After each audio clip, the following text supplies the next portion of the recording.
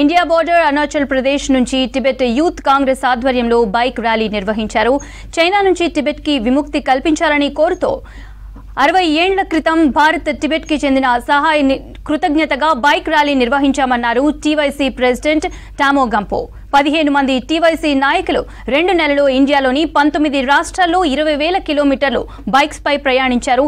సికింద్రాబాద్ చేరుకున్న బైక్ ర్యాలీని ప్రముఖ magician, film censor board member, national youth award గ్రహీత సామల వేణు స్వాగతం పలికారు. బైక్ ర్యాలీకి సంఘీభావం తెలుపుతూ టీవైసీ నాయకులను సన్మానించారు సామల వేణు.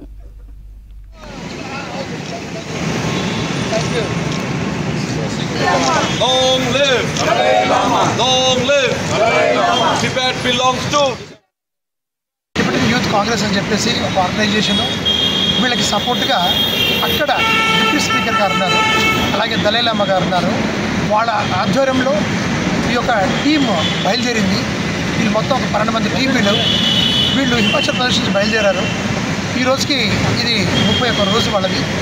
మొత్తం కన్యాకుమారికి వెళ్తున్నారు. ఈ యొక్క ముఖ్య ఉద్దేశం వీళ్ళు ఇట్లా చేయడం ఏంటంటే, ఎంత గొప్పతనం చూడండి వాళ్ళది. ముఖ్యంగా 60 సంవత్సరాలు అవుతుంది మనం వాళ్ళకి సహకరించామంట. 1973లో వాళ్ళకి సహకరించాం కాబట్టి 60 సంవత్సరాలు అయిపోయింది కాబట్టి మనకి థ్యాంక్స్ చెప్తాము, భారతదేశానికి యూత్ చాటింపు చేద్దాము, మాకు చేసే సేవలు మేము మర్చిపోలేము జీవితంలో అనేసి వాళ్ళు 60 సంవత్సరాల తర్వాత ఇక్కడికి వచ్చి మనకు గుర్తు చేస్తున్నారు, మీరు మాకు సహకరించారని చెప్పని. సో అది ఎంత పెద్ద గొప్ప మనసు వాళ్ళకి తెలుసుకోండి. So this is the TYC bike rally. Today is our 36th day.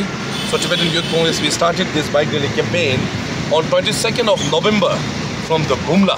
Bumla is the district in Arunachal Pradesh, which is the border between Tibet and India. So we started the campaign. Today is our 36th day. So TYC for last 2 months, for next 2 months, we're going to travel more than 20,000 kilometers. In terms of states, we are going to visit 20 Indian states. Telangana is our 11th state. So we have 3 major objectives for organizing this campaign.